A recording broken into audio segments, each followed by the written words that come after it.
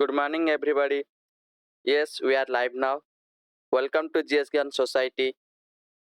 Today, we are going to discuss about Constitution and Polity of India marathon session, which will important for UPSC upcoming UPSC prelims exam and also OPSC exam. So stay tuned for 1 hour to get more information.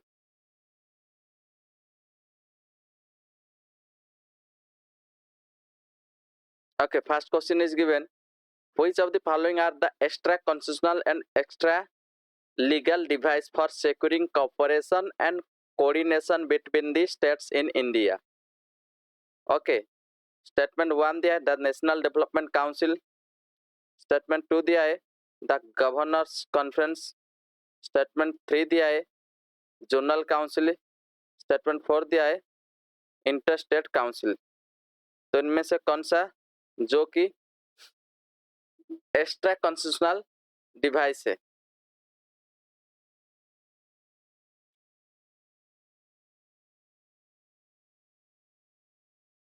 तो देखो, national development council ये extra constitutional body है, governors conference ये भी extra constitutional body है, next zonal council ये भी extra constitutional body है, लेकिन ये इंटर स्टेट काउंसिल ये नहीं होगा एक्स्ट्रा कॉन्स्टिट्यूशनल बॉडी है, क्योंकि आर्टिकल 263 में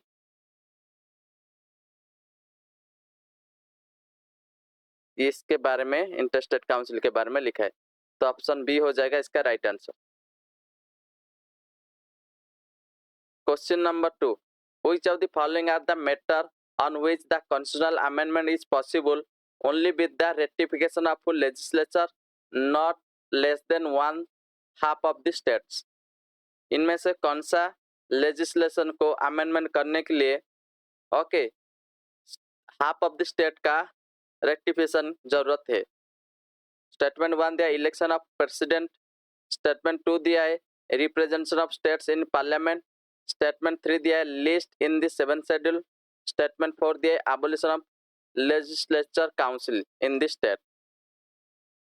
तो इसका राइट आंसर क्या होगा? ना इलेक्शन ऑफ प्रेसिडेंट इसके लिए जरूरत है हाफ ऑफ द स्टेट का rectification, representation of states in parliament इसका भी जरूरत है, लिस्ट का जो चेंज करना है 7th शेड्यूल में उसके लिए भी जरूरत है, लेकिन abolition of legislature council in state इसके लिए हाफ ऑफ स्टेट की रेक्टिफिकेशन जरूरत नहीं है। तो 1 and 2 and 3 इसका राइट आंसर हो जाएगा option A.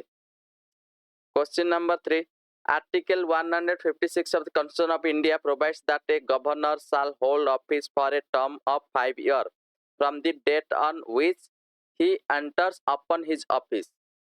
Which of the following can be deducted from this statement? No governor can be removed from office till completion of his term. No governor, statement 2 there, no governor can continue in office beyond 5 years. Okay.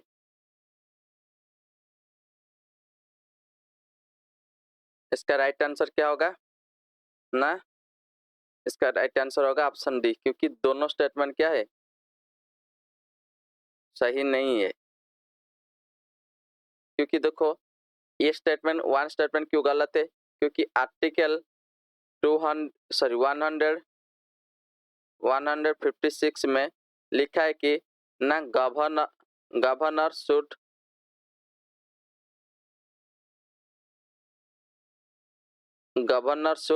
hold office during the pleasure of the president. Okay, should hold office during the pleasure of president. अगर pleasure of president है तो president जब चाहे तब उनको निकाल सकते, तो ये स्टेटमेंट गलत हो गया, कंप्लीशन के टर्म नहीं रह पाएंगे। Second statement, no governor can continue in office beyond 5 years. Okay,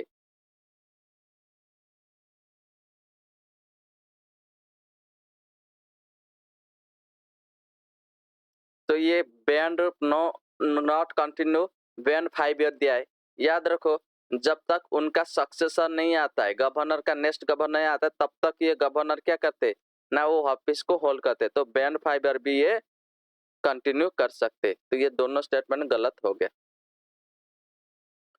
Which of the following are matter on which a constitutional amendment is possible only with the ratification of the legislature of not less than half of the state?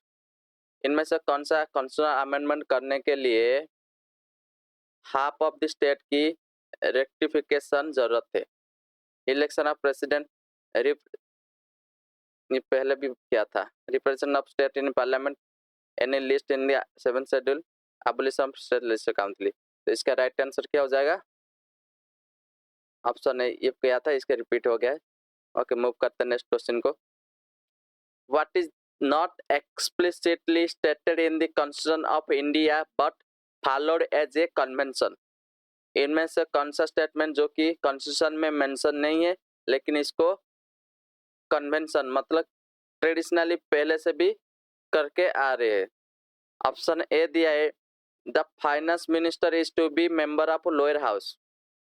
Option B दिया है, the prime minister has to resign if he loses the majority in the lower house. Option C दिया है, all section of the India are to be represented in the council of minister. Option D दिया है, if both president and vice president demit office simultaneously before the end of the tenure, speaker of the lower house of the parliament will officiate as the president। इनमें से कौन सा जो कि convention मतलब carry forward करके पहले से आ रहा है लेकिन वो कॉन्स्टिट्यूशन में लिखा नहीं गया है? तो इसका राइट आंसर हो जाएगा ऑप्शन बी, क्योंकि अगर मेजोरिटी लॉस होता है तो लोअर हाउस में प्राइम मिनिस्टर रिजाइन करते। ये नहीं लिखा है लेकिन ये कन्वेंशन होके आ रहा है, पहले जैसे आ रहा है।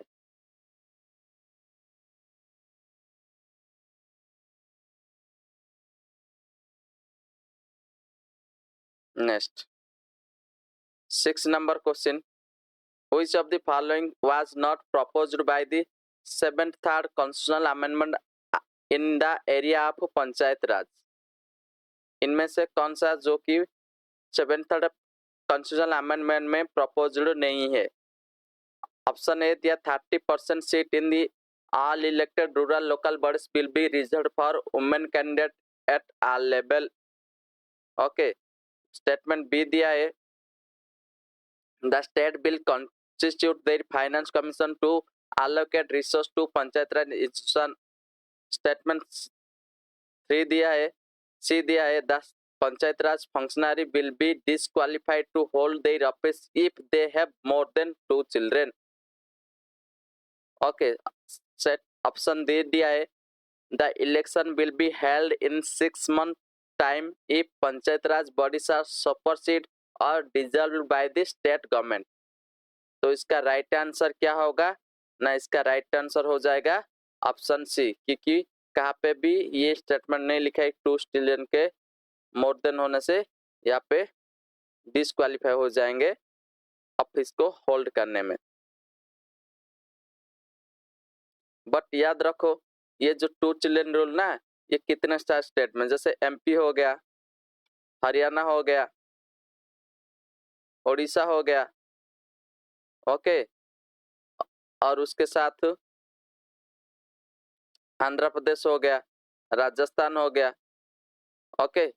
ये सारे स्टेट में ना पॉपुलेशन का जो ग्रोथ को थोड़ा डिक्रीज करने के लिए, अवेयरनेस क्रिएट करने के लिए उन्होंने लेजिस्लेट करके ये प्रपोज किया था कि 2 चिल्ड्रन से ज्यादा जिसका होगा वो पंचायत राज फंक्शनरी का ऑफिस बियर नहीं कर पाएंगे। तो ये इंडिया लेवल में 7th थर्ड कॉन्स्टिट्यूशन अमेंडमेंट में नहीं लिखा है, प्रपोज नहीं किया गया है।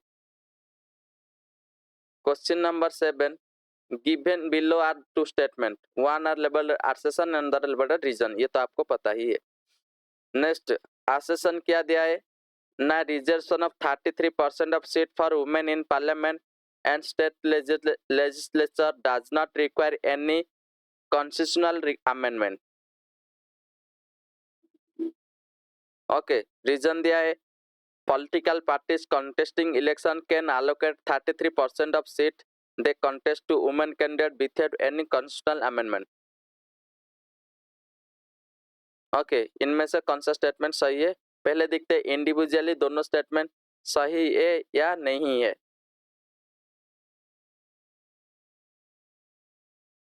तो आर्सेसन को देखते हैं, reservation of 33% of seat for women in parliament state legislature does not require any constitutional amendment, ये गलत हो गया। अभी इसके लिए तो जो 33% रिजर्वेशन का बिल आ रहा है और बिल पार्लियामेंट में इंट्रोड्यूस हो गया है। ओके ओके तो ये स्टेटमेंट गलत हो गया। नेक्स्ट रीजन फॉल्स हो गया। Reason political party contesting election can allocate, गौर करो इस सेंटेंस ये वर्ड को, can allocate 33% of seat and they contest to women candidate without any constitutional amendment. Can they can allocate, ये पॉलिटिकल पार्टी का आपस की मामला है, वो चाहे तो 33% या 50% भी रिजर्वेशन दे सकते हैं वुमेन कैंडिडेट के लिए, कुछ अमेंडमेंट करना जरूरत नहीं है। तो ये स्टेटमेंट ट्रू हो गया। अगर एक फॉल्स से एक ट्रू है तो उनके बीच में रिलेशन कुछ नहीं बन सकता। तो ऑप्शन डी हो जाएगा इसका right answer.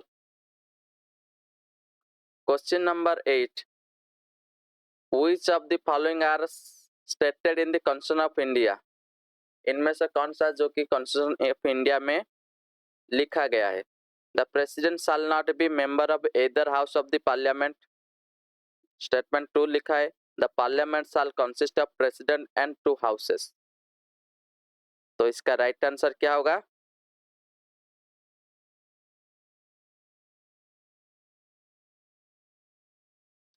Both statement are correct. क्यों करेक्ट होगा? क्योंकि प्रेसिडेंट क्या होना चाहिए, कोई भी हाउस का मेंबर नहीं होना चाहिए, और पार्लियामेंट किसको ना president plus Lok Sabha plus Rajya Sabha, okay ये तीनों को पार्लियामेंट बोला जाता है। तो दोनों स्टेटमेंट सही है। याद रखो ये जो president consist of parliament consist of president and 2 house, ये आर्टिकल 79 में लिखा गया है। ओके नेक्स्ट इसको जो नॉट मेंबर ऑफ ये 59 आर्टिकल में लिखा गया है। इस आर्टिकल को भी आप याद रख सकते हो। ज्यादातर आर्टिकल ये नहीं पूछता है, लेकिन आप यहाँ पे भी क्वेश्चन आया था इसलिए मैंने बोल दिया, आप याद रख सकते हैं।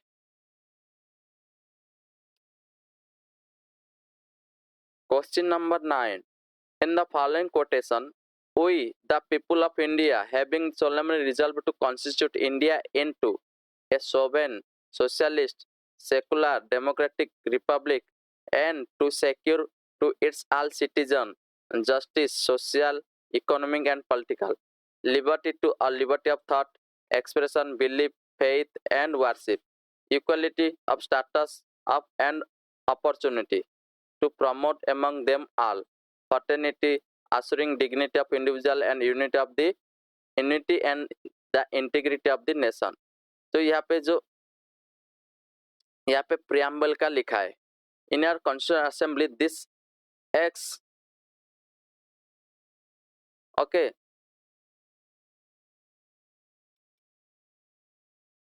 X do hereby adopt to in our constituent assembly this X do hereby adopt, मतलब यहाँ पे कुछ मिसिंग है।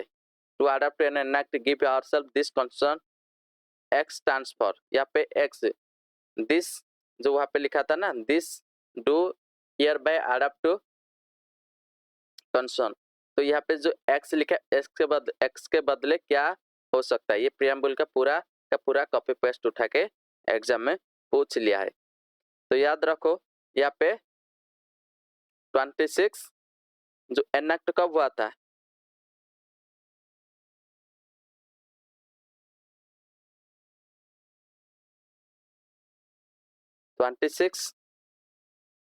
नवंबर 1949। तो ऑप्शन बी हो जाएगा इसका right answer. Okay and Commons कब हुआ था? 26 जनवरी 1950 में कॉमन्स हुआ था। तो ये डेट का पूछा है, कुछ नहीं है, थोड़ा सा बढ़ा दिया है। Which of the following schedule of the Constitution of India contains provision regarding Anti-Defection Act? Parliament का कौन सा प्रोविजन एंटी डिफेक्शन एक्ट के बारे में बता रहा है? सेकेंड शेड्यूल, फिफ्थ शेड्यूल, एथ शेड्यूल, 10th शेड्यूल। तो इसका राइट आंसर होगा 10th शेड्यूल। ओके, मुझे बताओ 10th शेड्यूल कब ऐड किया गया था और कितने नंबर कॉन्स्टिट्यूशनल अमेंडमेंट एक्ट के थ्रू इसको ऐड किया गया था?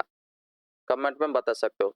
मैं ही बता देता हूँ, ये 52nd कॉन्स्टिट्यूशनल अमेंडमेंट एक्ट के थ्रू 1985 में ऐड किया गया था। Next, the constitution of India recognise A only religious minority, B only linguistic minority, C only religious and linguistic minority, D religious, linguistic and ethnic minority। तो इसका right answer क्या होगा? याद रखो, अगर कॉन्स्टिट्यूशन ऑफ इंडिया को देखोगे तो वो दो टाइप का माइनॉरिटी के बारे में बोल रहा है। एक होता है लिंग्विस्टिक माइनॉरिटी एंड अदर होता है रिलीजियस माइनॉरिटी। तो ऑप्शन सी हो जाएगा इसका राइट आंसर। अगर देखोगे आर्टिकल 29 एंड 30, ये दो आर्टिकल को देखोगे तो वहाँ पे रिलीजियस एंड लिंग्विस्टिक माइनॉरिटी के बारे में बताया गया है और उनका कल्चरल एंड एजुकेशनल राइट के बारे में बताया गया है। याद रखो और एक फैक्ट कि इंडिया का जो कॉन्स्टिट्यूशन है ना, इंडिया का कॉन्स्टिट्यूशन है ना, इसमें माइनॉरिटी वर्ड का कुछ मेंशन नहीं है। इसके बारे में डिफाइन नहीं किया है माइनॉरिटी का वर्ड, तो इसलिए कॉन्स्टिट्यूशन में माइनॉरिटी के बारे में कुछ नहीं डिफाइन किया गया है। ओके, ये बात को ध्यान में रखना है। दो टाइप का माइनॉरिटी के बारे में कॉन्स्टिट्यूशन बता रहा है, एक रिलीजियस माइनॉरिटी एंड एक अदर लिंग्विस्टिक माइनॉरिटी के बारे में, लेकिन माइनॉरिटी वर्ड को कॉन्स्टिट्यूशन में कहाँ पे भी डिफाइन नहीं किया गया है। मूव करें नेक्स्ट नंबर क्वेश्चन को। Consider the following statement and amendment to the constitution of India can be initiated by the. अगर कॉन्स्टिट्यूशन अमेंडमेंट करना है, ये किसके कहाँ पे इनिशिएट हो सकता है? ऑप्शन ए दिया है राज्यसभा में, लोकसभा में इनिशिएट हो सकता है। 2 दिया है राज्यसभा में, 3 दिया है स्टेट लेजिस्लेचर में, 4 दिया है प्रेसिडेंट भी इनिशिएट करते हैं। इनिशिएट मतलब बिल को कौन स्टार्ट करेगा, कॉन्स्टिट्यूशनल अमेंडमेंट बिल को कौन स्टार्ट करेगा, कहाँ पे स्टार्ट होगा या कौन स्टार्ट करेगा? तो इसका राइट आंसर क्या है ना, लोकसभा स्टार्ट कर सकता है, नहीं तो राज्यसभा लग सकता है। याद रखो इसका राइट आंसर होगा ऑप्शन डी। तो इसमें कॉन्स्टिट्यूशनल अमेंडमेंट बिल को इंट्रोड्यूस करने में ये लोकसभा और राज्यसभा का पावर क्या है, एक जैसा है। ओके, मतलब दोनों इंट्रोड्यूस कर सकते हैं, लेकिन मॉर्निंग बिल में केस में क्या होता है ना, लोकसभा का ही पावर ज्यादा होता है। तो ये फैक्ट याद रखो, थोड़ा उनका सराउंडिंग में जो जो फैक्ट आता है मैं उसको भी थोड़ा याद दिला देता हूँ, ताकि आप क्वेश्चन प्रैक्टिस करते वक्त भी उसका रिलेटेड फैक्ट को भी याद करके एग्जाम में अच्छा नंबर लाके क्वालिफाई कर सकते हैं। ओके, मेरा पहली काम है कि आपको अब तक आपका कंप्लीट रिवीजन कराना है और एग्जाम को क्रैक करना है। Consider the following statement about the recent amendment to the election law by the Representation of the People's Amendment Act 1996। जो रिप्रेजेंटेशन ऑफ पीपल एक्ट 1996 में जो अमेंडमेंट किया गया था इलेक्शन लॉ में, उसमें से कितने सारे स्टेटमेंट दिया है, उनमें से कौन सा स्टेटमेंट सही है उसको बताना है। स्टेटमेंट 1 दिया है, any conviction for the office of insulting the Indian national flag or the Constitution of India shall entail disqualification for the contesting election to the Parliament and State Legislature for 6 years from the date of conviction। Statement 2 दिया है, there is an increase in security deposit which a candidate has to make to contest the election to the Lok Sabha. Statement 3 दिया है, a candidate cannot stand for election from more than one parliament constituency. Statement 4 दिया है, okay, no election will be now be countermanded on the death of a contesting candidate. इनमें से कौन सा statement सही है?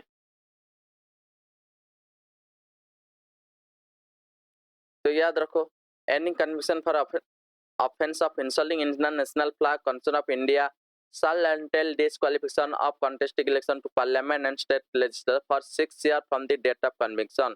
ये स्टेटमेंट सही है क्योंकि वहाँ पे अमेंडमेंट किया गया था, अगर तुमको नेशनल ऑनर एक्ट के थ्रू जो भी ऑफेंस नेशनल इंडिया फ्लैग को या कंसर्न को ऑफेंस करते हो तो आपको डिस्क्वालिफिकेशन किया जाएगा 6 ईयर के लिए, आप कंटेस्ट नहीं कर पाएंगे इलेक्शन के लिए.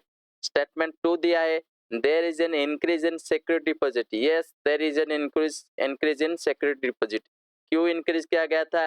ताकि नॉन सीरियस कैंडिडेट को जो इलेक्शन में खड़े हो जाते हैं उनको रुकवाने के लिए और सिक्योरिटी डिपॉजिट को बढ़ा दिया गया था. Statement 3, a candidate cannot stand for election more than one parliament constituency. ये स्टेटमेंट गलत हो गया. स्टेटमेंट 3 क्या हो गया ना, गलत हो गया. क्यों गलत है ना? कैंडिडेट पहले मोर देन 2 भी हो सकता था, लेकिन जब ये अमेंडमेंट हुआ तब तो 2 कंस्टिट्यूएंसी में भी वो खड़ा हो सकता है, लेकिन उसको जीतने के बाद एक को वैकेंट करना पड़ता था. वो अलग रूल है, लेकिन वहां पे 2 कंस्टिट्यूएंसी में एक कैंडिडेट कंटेस्ट कर सकता है. तो ये statement no contest can not, तो ये गलत हो गया. Next 4th number statement, no election will be now countermanded on the death of the contesting candidate. तो काउंटरमैंडेड नहीं हुआ है यहाँ पे. ये भी स्टेटमेंट क्या है, सही है कि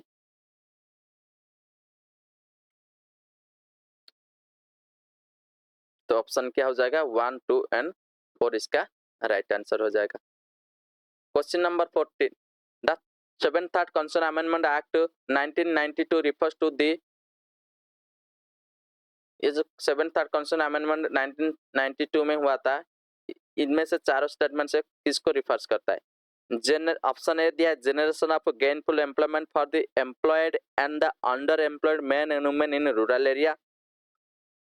ऑप्शन बी दिया है, generation of employment for the able bodied adult who are in need and desire of work during the lean agricultural season.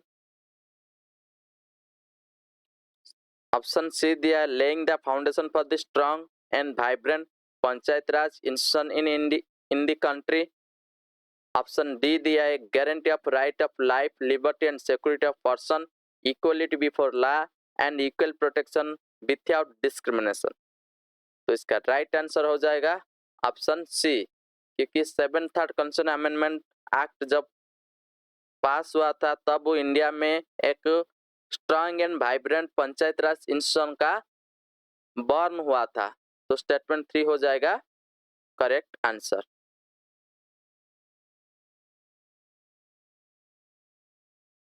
Next move करिबा 15 number question, which article of the Constitution provides that it shall be the endeavor of every state to provide adequate facility for instruction in the mother tongue at primary stage of education. Constitution का कौन सा article जो कि mother tongue में primary education देने की बात कर रहा है? ऑप्शन ए दिए है आर्टिकल 349, ऑप्शन बी दिए है आर्टिकल 350, ऑप्शन सी दिया है आर्टिकल 351 ए, ऑप्शन डी दिया है आर्टिकल 351. तो इसका राइट आंसर हो जाएगा आर्टिकल 350 ए. तो याद रखो, जब 7th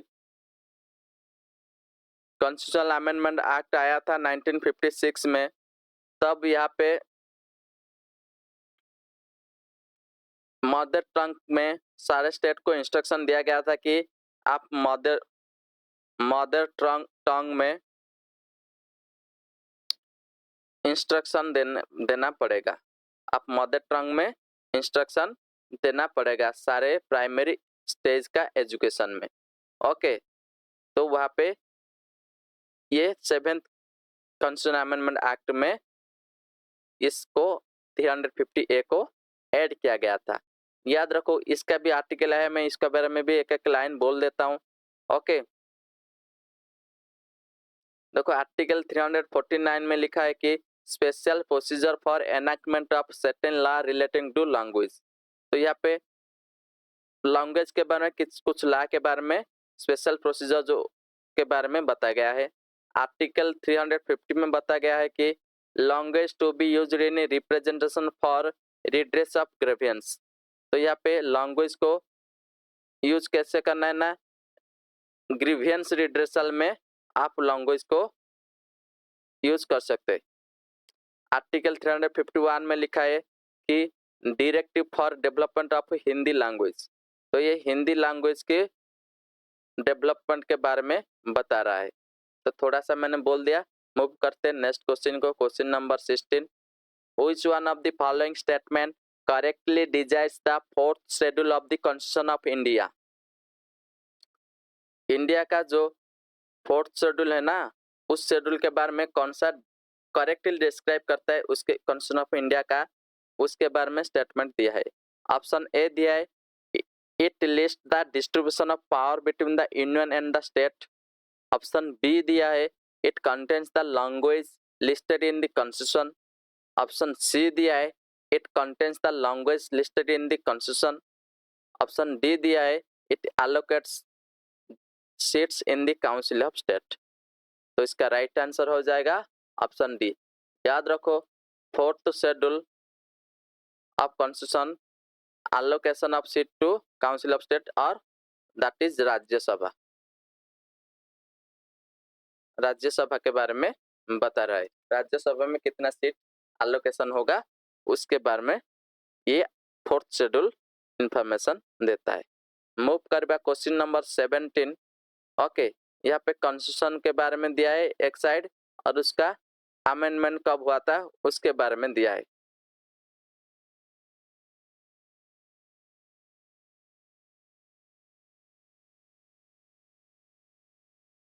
ये क्वेश्चन थोड़ा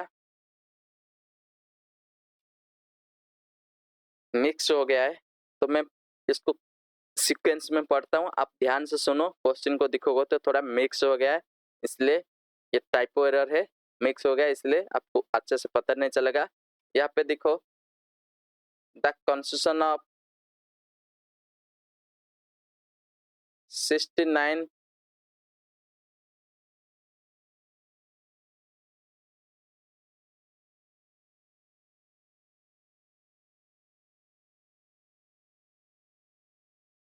the constitution of 69 amendment act.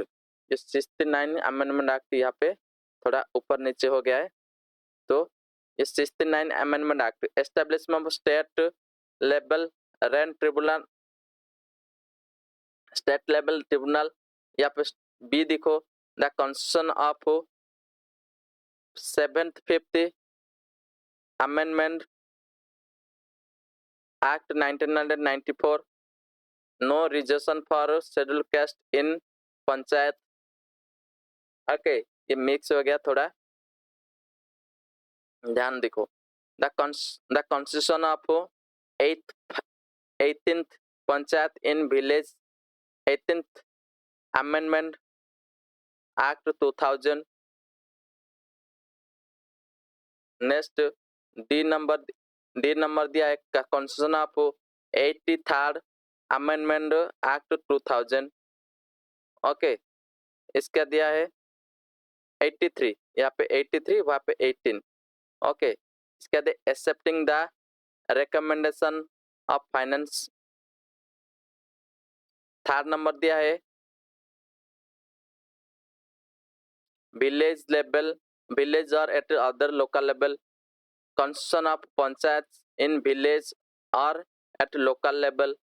तो ये स्टेटमेंट होगा। तो इसका 5 नंबर दिया, according the status of national capital, according the status of national territory of Delhi.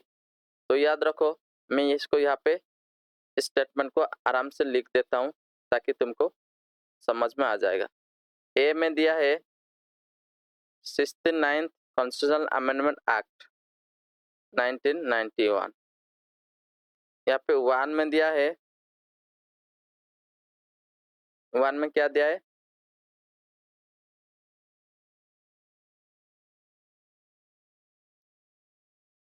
Establishment of state level rent tribunal, ये दिया है। बी में दिया है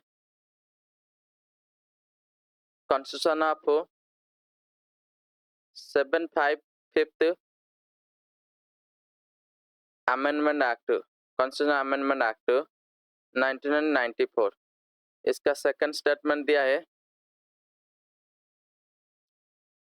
no reservation for schedule caste in panchayat in Arunachal Pradesh, no reservation for SC in panchayat Arunachal Pradesh, ये दिया है।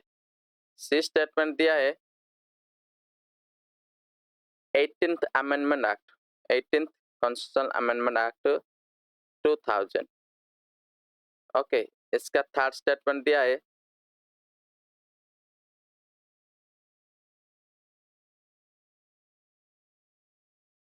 Constitution of village eight local level, constitution of village eight local level. Next D number दिया है 83rd कॉन्स्टिट्यूशन अमेंडमेंट एक्ट 2000। यहाँ पे दिया है accepting the recommendation of finance commission. Fourth number दिया है accepting the recommendation of finance commission. Next 5 number और एक दिया है, यहाँ पे मैं लिख देता हूँ ना, यहाँ पे तो है according the status of capital territory of Delhi. तो इनमें से किस किस का कोड सही है?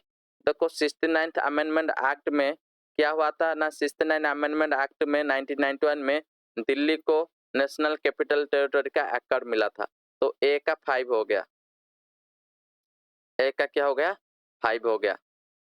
नेक्स्ट बी नंबर देखो the constitution of 75 amendment act 1994। तो 75 अमेंडमेंट एक्ट 1994 में ये establishment of state level rent tribunal के बारे में बोल रहा है, तो बी का क्या हो जाएगा, 1 हो जाएगा। Next the constitution of 18th amendment act 2000। तो 18 नंबर के कॉन्स्टिट्यूशनल अमेंडमेंट एक्ट में ये क्या किसके बारे में बोल रहा है ना, accepting the recommendation of finance commission, तो सी का 4 हो गया। नेक्स्ट डी का 83rd कॉन्स्टिट्यूशनल अमेंडमेंट एक्ट, वो क्या बात, उसको क्या बता रहा है ना, 84th कॉन्स्टिट्यूशनल अमेंडमेंट एक्ट ये बोल रहा है कि ना no reservation for schedule caste in panchayat in Arunachal Pradesh. Okay, no reservation for panchayat in Arunachal Pradesh, तो ये हो गया डी का हो गया 2। तो ए का 5, बी का 1, सी का 4, डी का 2, तो इसका राइट आंसर हो जाएगा option A. If a new state of Indian Union is to be created, which one of the following schedule of the constitution must be amended? अगर एक नया इंडिया का यूनियन क्रिएट होगा तो कौन सा शेड्यूल इंडिया का अमेंडमेंट करना पड़ेगा? ऑप्शन ए दिया है फर्स्ट शेड्यूल, ऑप्शन बी दिया है सेकंड शेड्यूल, ऑप्शन सी दिया है थर्ड शेड्यूल, ऑप्शन डी दिया है फिफ्थ शेड्यूल। तो इसका राइट आंसर हो जाएगा ऑप्शन ए फर्स्ट शेड्यूल। याद रखो फर्स्ट शेड्यूल क्या बोल रहा है ना, first schedule contains name of the state and union territory. तो अगर न्यू स्टेट को फॉर्मेशन क्रिएट करना है तो ऑब्वियसली फर्स्ट शेड्यूल को अमेंडमेंट करना पड़ेगा। नेक्स्ट क्वेश्चन नंबर 19 मैच करना है। लिस्ट 1 में आर्टिकल के कुछ आर्टिकल का दिया है कॉन्स्टिट्यूशन का, लिस्ट 2 में उस आर्टिकल में जो कंटेंट है उसके बारे में बताए। तो देखो ए नंबर दिया है article 54, B number article 75, C number article 155, D number article 164। यहाँ पे स्टेटमेंट 1 में दिया है election of the president of India, statement 2 में दिया है appointment of the prime minister, statement 3 दिया है appointment of the governor of the state, statement 4 दिया है appointment of the chief minister and council of minister of state, statement 5 दिया है composition of legislative assembly. तो इसका कौन सा कोड सही है उसको ढूंढना है। देखो आर्टिकल एक लिख रहा हूँ, आर्टिकल 54। आर्टिकल 54 बोलता है कि election of president of India, तो 1 का ए हो गया। Next article 75। Article 75 appointment of prime minister के बारे में बोल रहा है, तो बी का 2 हो गया। Okay, next article 155। 155 ये अपॉइंटमेंट ऑफ गवर्नर के बारे में बोल रहा है, तो सी का 3 हो गया। Next article 164। Article 164 appointment of chief minister and council of minister of the state के बारे में बोल रहा है, तो डी का क्या हो गया 4 हो गया। तो ये राइट आंसर हो जाएगा correct code option A. Which one of the following amendment to the Indian Constitution empower President to send back any matter for reconsideration by the Council of Ministers? Which one of the following amendment to the Indian Constitution empowers the President to send back any matter for the reconsideration by the Council of Ministers? इनमें से कौन सा constitution Indian constitution amendment के through president को power मिला है कि वो कोई भी मैटर सेंड बैक कर सकते हैं council of minister for reconsideration के लिए, दोबारा रिव्यू करने के लिए। तो ऑप्शन ए दिया है 39 number constitution amendment act president को पावर दिया है, ऑप्शन बी दिया है 40 नंबर, ऑप्शन सी दिया है 42, ऑप्शन डी दिया है 44। तो याद रखो इसका राइट आंसर हो जाएगा ऑप्शन डी, क्योंकि 44 नंबर कॉन्स्टिट्यूशन अमेंडमेंट एक्ट क्या करता है ना, ये काउंसिल प्रेसिडेंट को सेंड बैक करने के लिए ओके पावर देता है कि अपना डिसीजन आप चेंज कर सकते।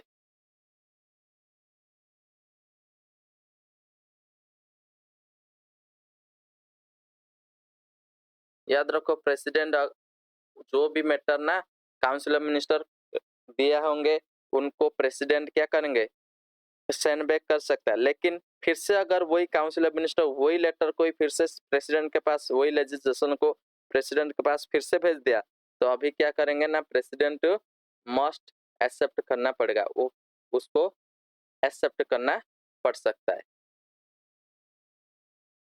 Question number 21, the 93rd Constitution Amendment Act deals with 93 Constitution Amendment Act किसके बारे में डील करता है?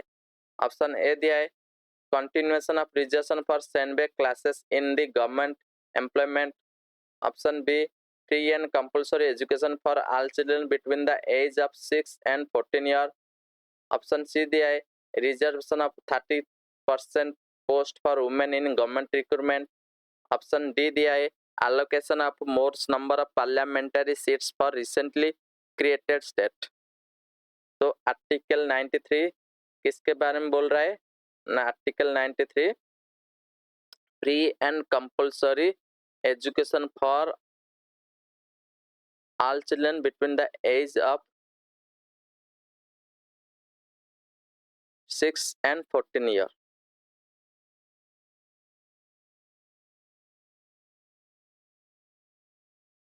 ओके, इसके बारे में बोल रहा है। Next question number 22, match the following. List 1 में India article of Indian constitution के बारे में दिया है, लिस्ट 2 में उनका प्रोविजन के बारे में दिया है। तो इंडियन आर्टिकल और उस कॉन्स्टिट्यूशन का और प्रोविजन के बारे में कौन सा स्टेटमेंट सही है उसको मैच करना है। ओके, आर्टिकल 16 का 2 दिया है no person, sorry article a में दिया है आर्टिकल 16 का 2, बी में दिया है 29 का 2, सी में दिया है आर्टिकल 30 का आई, डी में दिया है आर्टिकल 31 का आई। ओके, तो ए स्टेटमेंट वन स्टेटमेंट में दिया है no person shall be deprived of his property save by the authority of law. Statement 2 दिया है no person can be discriminated against the matter of public employment on the ground of race religion and cast.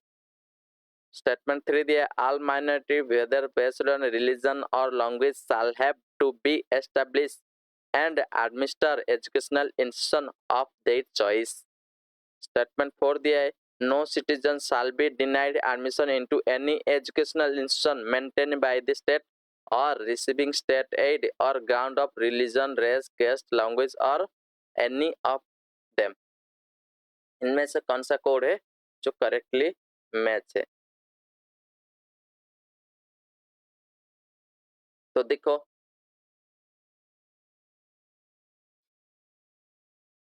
A article 16(2) article 16 क्या कहता है ना no person shall be discriminated against the matter of public government on the ground of race religion and caste. तो article 16(2) ये statement 2 तो ए का क्या हो गया 2 हो गया।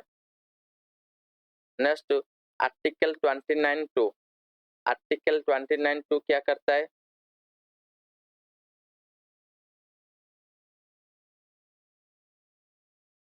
Okay no citizen shall be denied admission into any educational institution maintained by the state or receiving state aid on the ground of caste, religion, language and any of them। तो B का article 29(2) में ये no citizen shall be denied admission into any educational institution इसके बारे में लिखा है तो बी का क्या हो जाएगा 4 हो जाएगा। नेक्स्ट आर्टिकल 31 का 1 30 का 1 ये 30 का 1 में लिखा है कि all minorities whether based on religion and language shall not have be established administer education institution of their choice। Okay तो सी का 3 हो गया। नेक्स्ट डी का आर्टिकल 31(i) तो 31(i) में लिखा है no person shall be deprived of his property save by the authority of law। Okay तो डी का क्या हो जाएगा ना 1 हो जाएगा तो इसका राइट आंसर क्या होगा option A. The purpose of inclusion of directive principle of the state policy in Indian constitution is to establish okay यहाँ पे डीपीएसपी का पर्पज पूछा है political democracy social democracy Gandhian democracy social and economic democracy. तो इसका purpose क्या है ना इसका पर्पज क्या है ना social and economic democracy establish करना थ्रू आउट द कंट्री।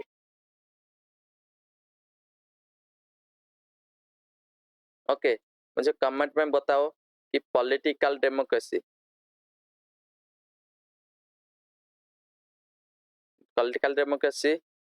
को प्रमोट करने का कौन सा प्रोविजन में कॉन्स्टिट्यूशन का लिखा है। Which one of the following article of the DPSP deals with the promotion of international peace and security। तो कौन सा आर्टिकल डीपीएस में जो कि डील्स करता है promotion of international peace and security के बारे में। तो ऑप्शन ए दिया है आर्टिकल 51 ऑप्शन बी दिया है आर्टिकल 48A ऑप्शन सी दिया है आर्टिकल 43A ऑप्शन डी दिया है आर्टिकल 41। तो इसका राइट आंसर हो जाएगा ऑप्शन ए आर्टिकल 51। आर्टिकल 51 बोलता है कि states shall endeavor to promote international peace and security। Next question number 25 the 19th schedule to the Constitution of India was added by 9th schedule कब added हुआ first amendment में 8th amendment में 9th amendment में 42nd amendment में। तो 9th schedule कब add हुआ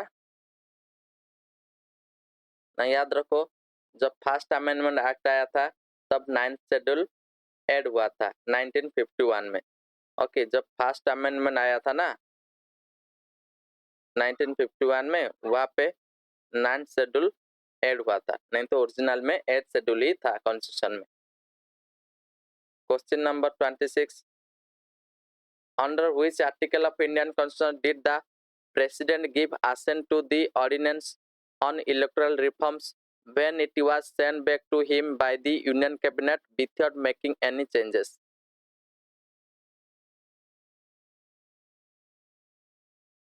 India का जो कौन सा आर्टिकल में कि president give his assent to the ordinance on electoral reform when it was sent back to him by the union cabinet without making any changes?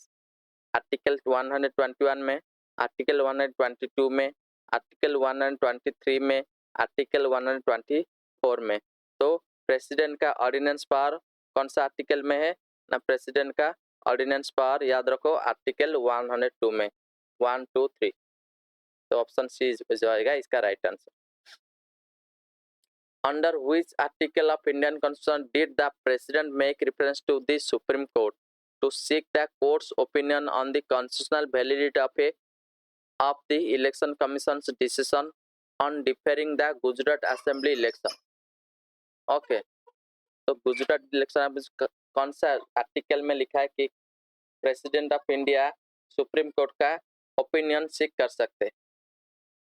Okay, तो इसका राइट आंसर क्या हो जाएगा ना? इसका राइट आंसर हो जाएगा आर्टिकल 143।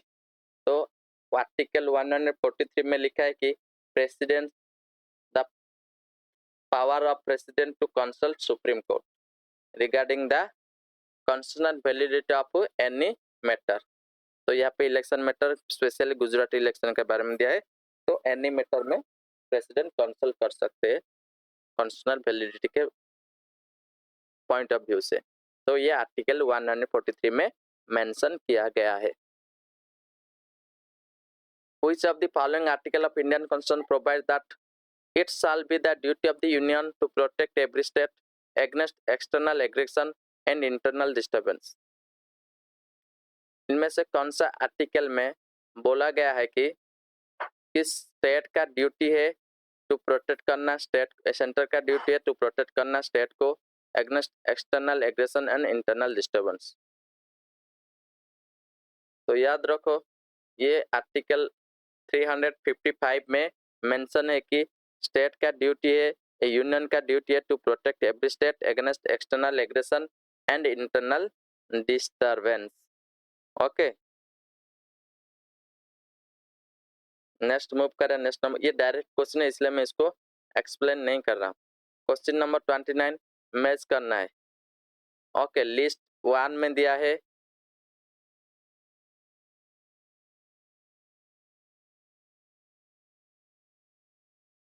आइटम्स, नेक्स्ट लिस्ट 2 में दिया है आइटम्स इन, लिस्ट 1 में दिया है items in Indian constitution, list 2 में दिया है country from which it was derived, कौन सा कंट्री से ये डिराइव हुआ है, जैसे DPSP.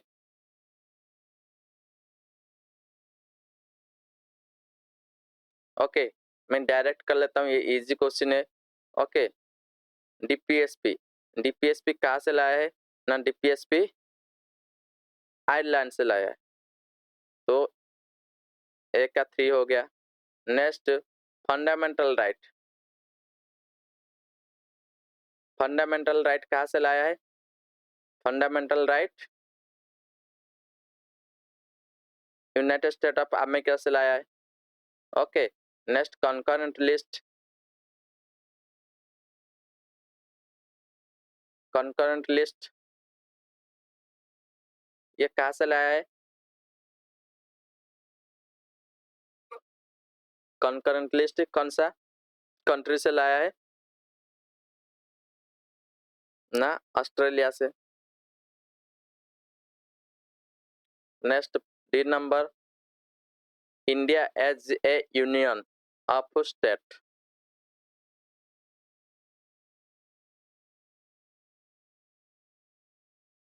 With greater power to union, ये कहाँ से लाया है ना? ये कनाडा से बाहर करके लाया है। India is union of state with greater power to union, ये कनाडा से बाहर करके लाया है।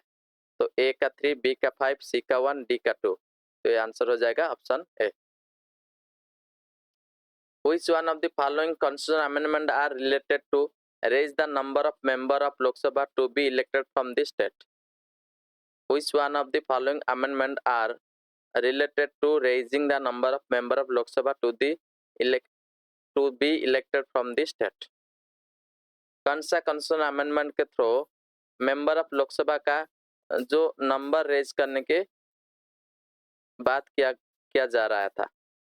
तो ऑप्शन ए दिया है 6th and 22nd amendment, option B दिया है 13th and 38th amendment, option C दिया है 7th and 31st amendment act, option D दिया है 11th and 42nd amendment act. तो याद रखो ये ऑप्शन सी हो जाएगा इसका राइट आंसर। जब 7th अमेंडमेंट एक्ट आया था, 7th अमेंडमेंट एक्ट 1956 में आया था, अगर 1956 में 7th अमेंडमेंट एक्ट आया था तब बोला गया था कि ना एवरी सेंसस में ना पार्लियामेंट का सीट को क्या करेगा, रीएडजस्टमेंट किया जाएगा, रीएडजस्टमेंट किया जाएगा। ओके, तो रीएडजस्टमेंट किया गया था पहले, उसके बाद 31st जो अमेंडमेंट एक्ट आया ना 1973 में। ओके,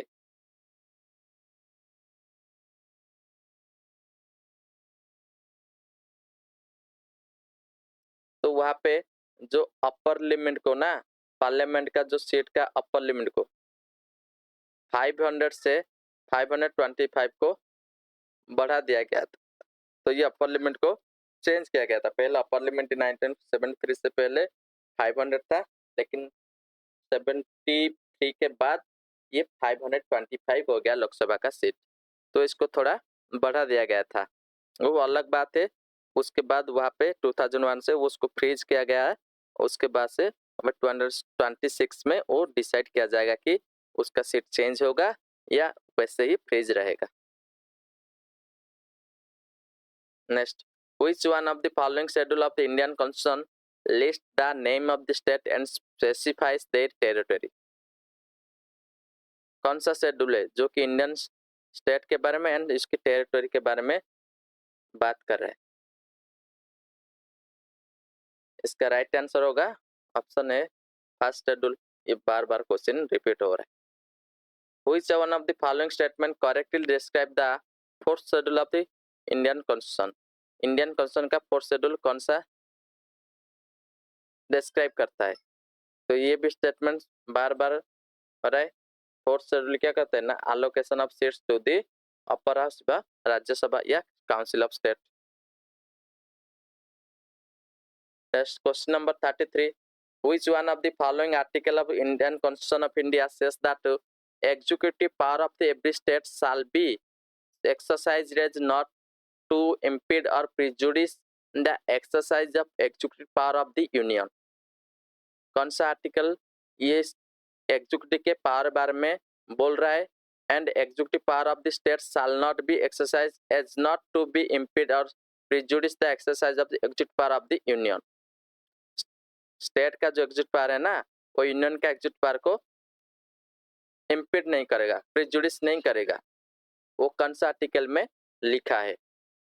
ऑप्शन ए दिया है आर्टिकल 257, ऑप्शन बी दिया है आर्टिकल 258, ऑप्शन सी दिया है आर्टिकल 235 एंड ऑप्शन डी दिया है आर्टिकल 358। तो याद रखो ये 257 आर्टिकल में मेंशन है कि executive power of state will not exceed और impede the exercise of executive power of union।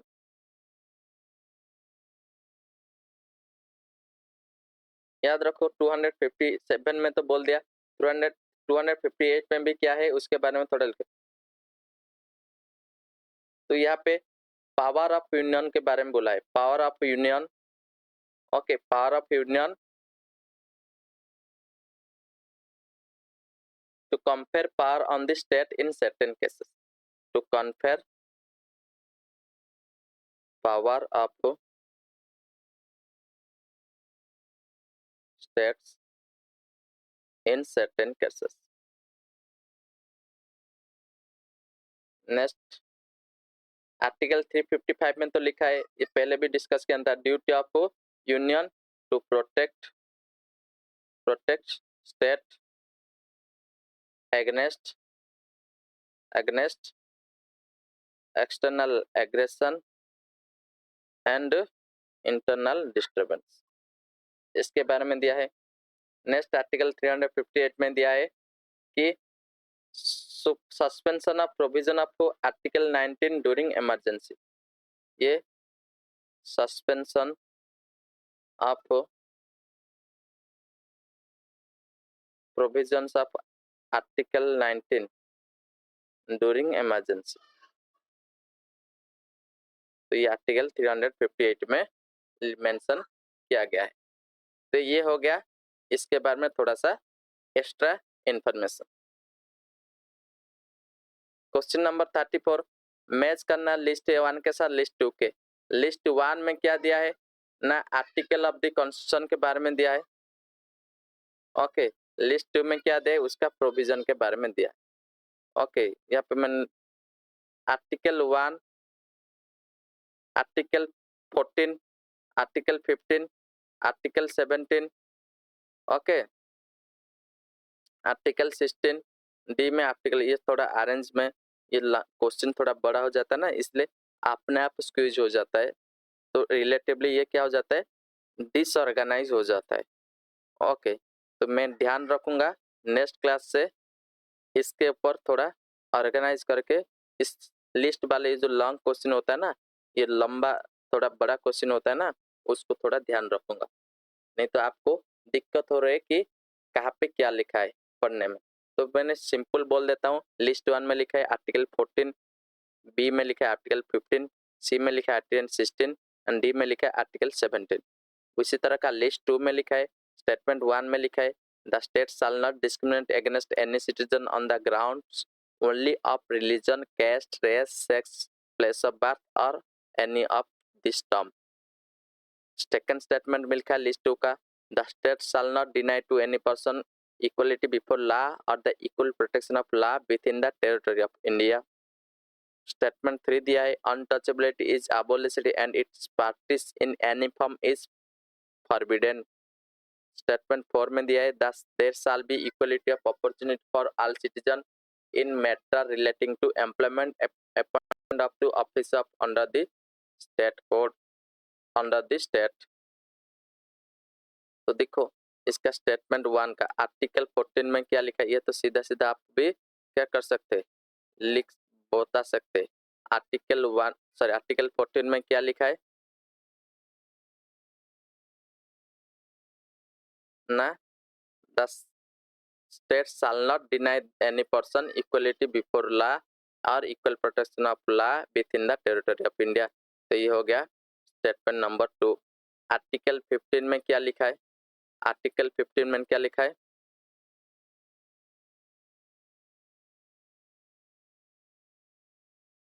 the state shall not discriminate against any citizen on the grounds of only religion, race, space, sex and any of term। तो option 1 हो जाएगा।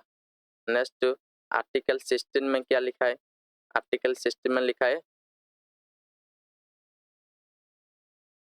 there shall be equality of opportunity for the all citizen in matter of relating employment or appointment in office under the state।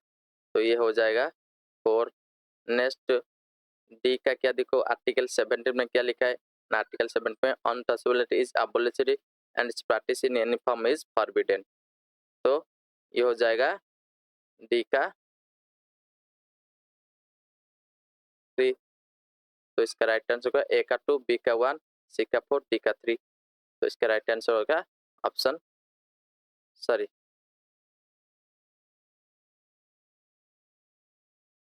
Option C.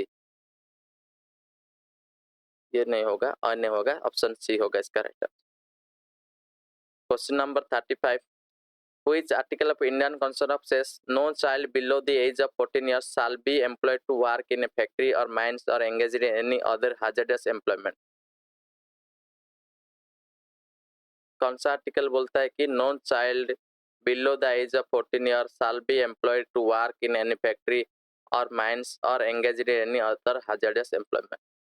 Article 24, 45, 30, 130, 368. तो इसका right answer क्या होगा? Article 24। तो article 24 क्या बोलता है इंडियन कॉन्स्टिट्यूशन का? No child below the age of 14 years shall be employed to work in any factory or mines or engaged in any hazardous employment के बारे में बोल रहा है। नेक्स्ट 30 क्वेश्चन नंबर 36 में पार्ट ऑफ द कॉन्स्टिट्यूशन के बारे में दिया है, प्रोविजन कितने सारे प्रोविजन है उसके बारे में कौन सा स्टेटमेंट करेक्ट है उसके को आइडेंटिफाई करने के लिए बोला गया है।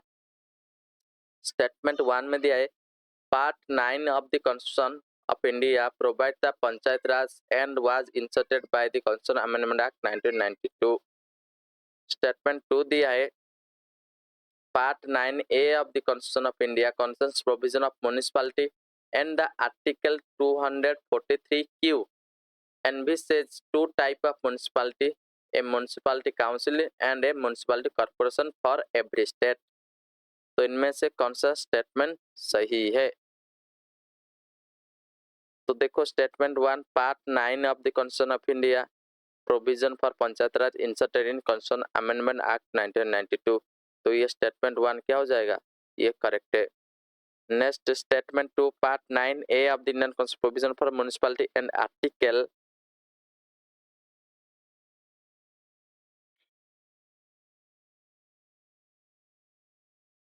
ओके एंड 243Q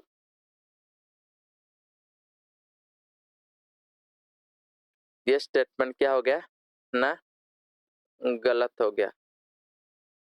ओके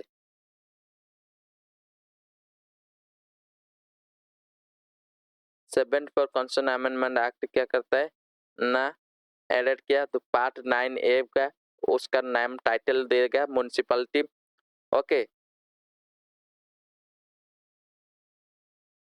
तो ये बात बोला गया है उसके बारे में टू टाइप का म्युनिसिपैलिटी काउंसिल म्युनिसिपैलिटी कॉर्पोरेशन उसके बारे में कुछ नहीं बोला गया है। तो ये स्टेटमेंट 2 गलत हो जाएगा। तो इसका राइट आंसर होगा only 1 correct. Question number 37 statement 1 article 371A to article 371I were inserted in the Constitution of India to meet regional demand of Nagaland, Assam, Manipur, Andhra Pradesh, Sikkim, Mizoram, Arunachal Pradesh and Goa। Statement 2 दिया है Constitution of India and the United States of America envisages a dual policy but a single citizenship। Statement 3 दिया है a naturalized citizen of India can never be deprived of his citizenship। तो इसका right answer क्या हो जाएगा? यहाँ पे correct statement पूछा है। स्टेटमेंट 1 को देखो आर्टिकल 371A से 371I ये इंसर्ट किया गया था इंडियन कॉन्स्टिट्यूशन में ताकि रीजनल डिमांड को मीट कर सकेंगे। तो ये स्टेटमेंट सही है। तो स्टेटमेंट 1 हो जाएगा सही। स्टेटमेंट 2 देखो constitution of India and United state of America envisages A dual policy but a single citizenship. Constitution of India United state का सिंगल सिटीजनशिप गलत। तो ये स्टेटमेंट क्या हो गया? करेक्ट नहीं हुआ। तो ये स्टेटमेंट गलत हो गया।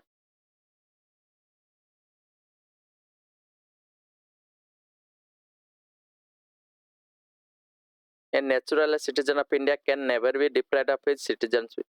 Can never be deprived तो ये गलत हो गया। Can be deprived तो natural citizen of India deprive हो सकते अगर ये दूसरे कंट्री का सिटीजनशिप एक्वायर करेंगे।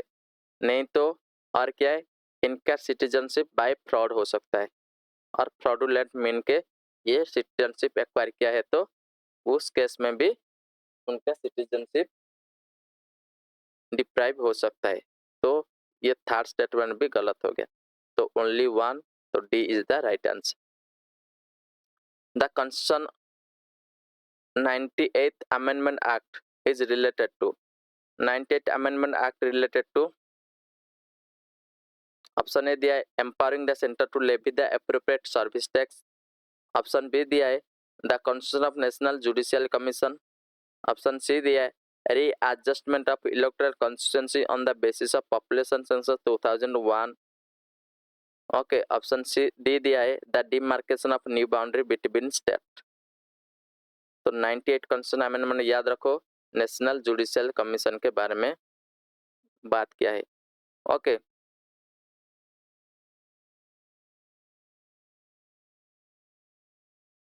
Next question number 39, consider the following statement. Statement 1, the constitution of India has 20 parts. Statement 2, there are 390 articles in the Indian Constitution of India in all. Statement 3, 9th, 10th, 11th, 12th schedule were added to the Constitution of India by the Constitution Amendment Act। तो इनमें से कौन सा statement correct पूछा है? तो correct पूछा है तो देखो statement 1, Indian constitution of India has 20 parts. तो ये स्टेटमेंट गलत हो गया है, यहाँ पे 24 पार्ट्स है। ओके, 12 शेड्यूल है एंड 444 आर्टिकल या 495 अभी आर्टिकल हो गया है। Okay, next there are 390 article, तो ये 450 प्लस आर्टिकल है, इसलिए ये स्टेटमेंट गलत हो गया। 9th, 10th, 11th, 12th schedule are added in constitution amendment act. तो ये स्टेटमेंट क्या हो गया? सही हो गया। 1, 2 गलत हो गया, 3 स्टेटमेंट क्या हो गया? सही हो गया। इसका राइट आंसर हो जाएगा ओनली 3, मतलब C option is the correct answer. Next, who among the following was the chairman of the Union Constitution Committee of Constituency Assembly? Union कौन चेयरमैन है union constitution committee on constitution assembly? इसका chairman कौन है? Option A दिया B R Ambedkar, option B दिया J P Kripalani, option C दिया Jawaharlal Nehru, option D दिया अल्लाडी कृष्ण स्वामी आयर। तो इसका राइट आंसर होगा, याद रखो, option C Jawaharlal Nehru. Jawaharlal Nehru union constitution committee of the constituency assembly का वो चेयरमैन थे।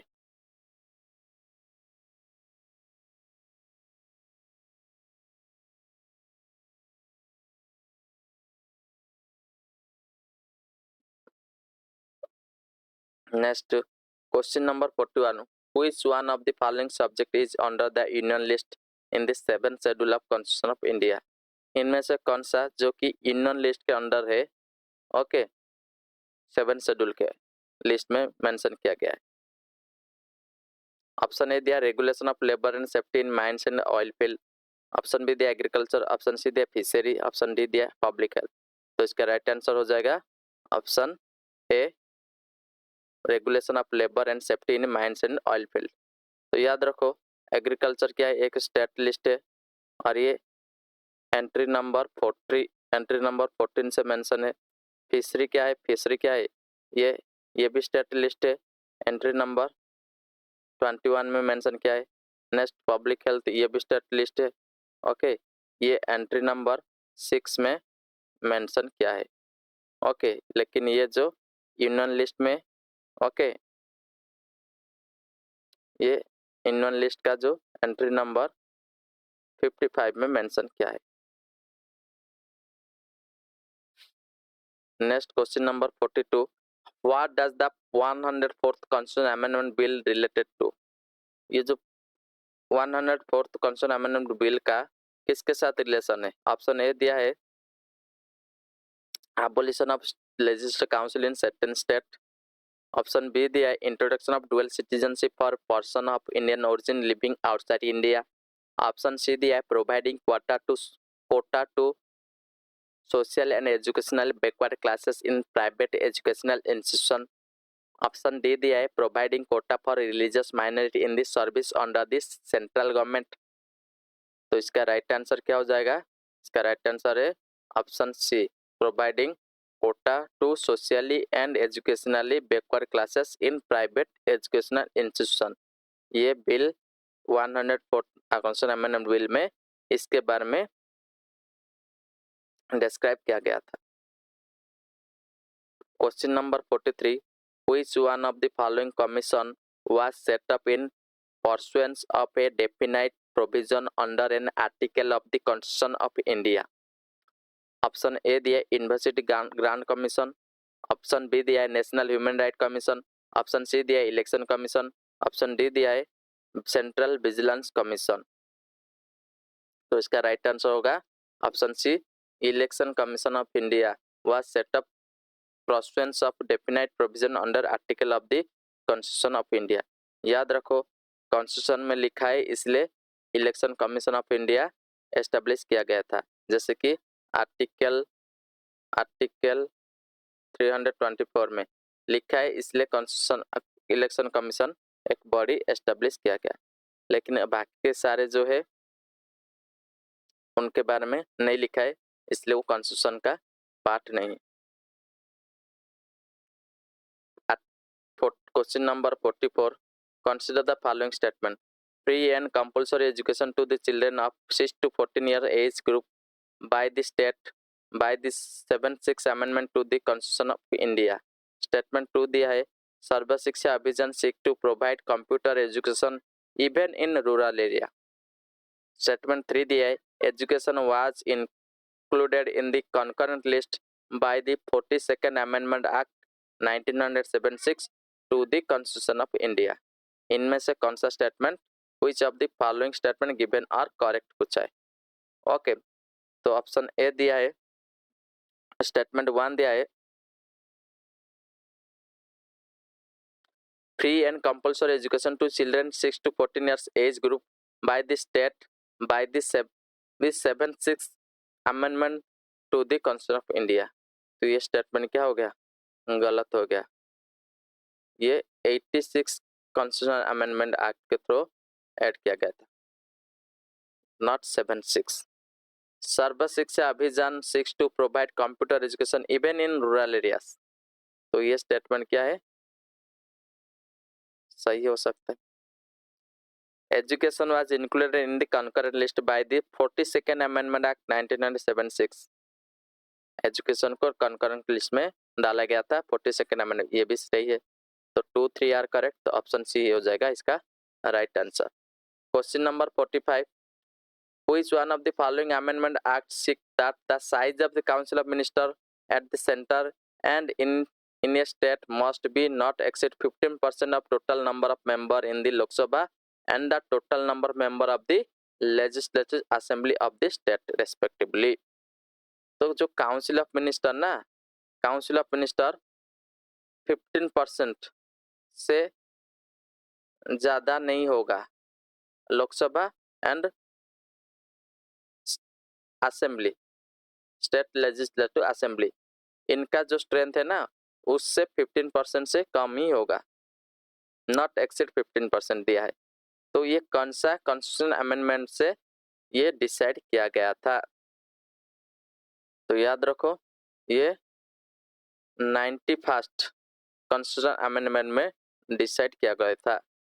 ओके ये 2003 में 91st अमेंडमेंट एक्ट आया था, उस वक्त ये डिसाइड किया गया था कि ना टोटल काउंसिल ऑफ मिनिस्टर का स्ट्रेंथ जो है वो 15% से ज्यादा नहीं होगा, total number of member in Lok Sabha and total member of in legislative assembly of the state.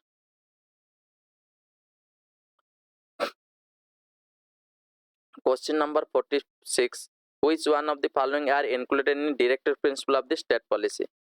इनमें से कौन सा जो कि डीपीएसपी का एक पार्ट है, इंक्लूड नहीं है, डीपीएस में इंक्लूड नहीं है, सॉरी इंक्लूडेड है, डीपीएस में कौन सा इंक्लूडेड है।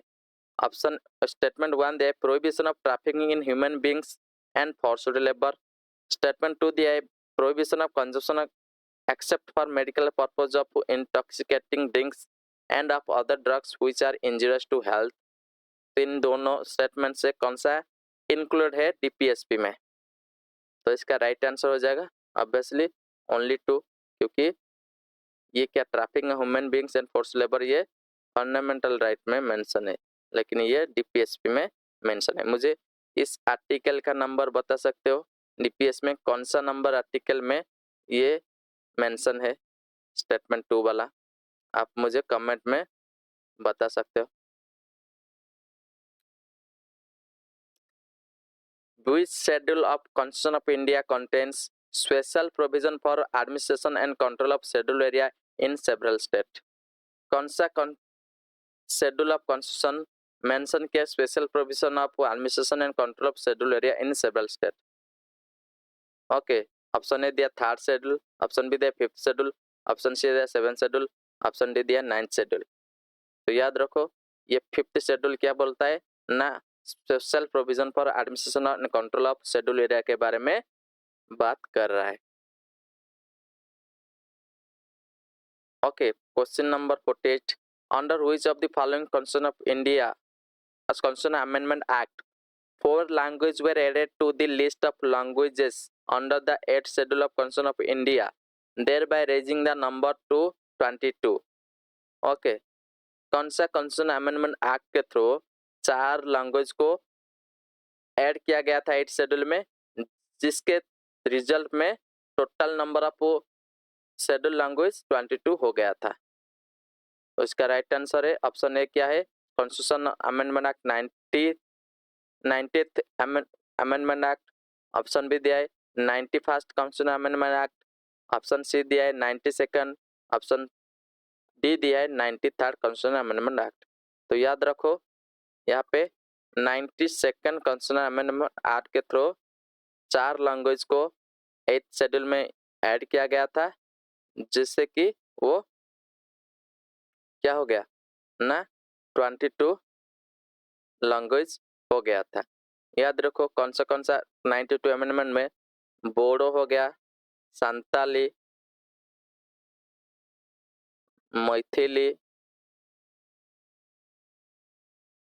मैथिली हो गया, नेक्स्ट डोंगरी, ये चारों को अभी फ्रेशली 92nd अमेंडमेंट एक्ट के थ्रू इसको ऐड किया गया है 2000।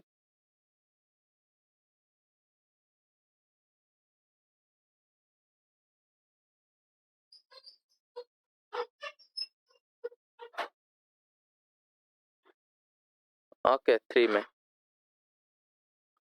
Question number 49, which one of the following constitutional amendments states that the total number of ministers including prime minister, the council of ministers shall not exceed 15% of total number of member of the house of people?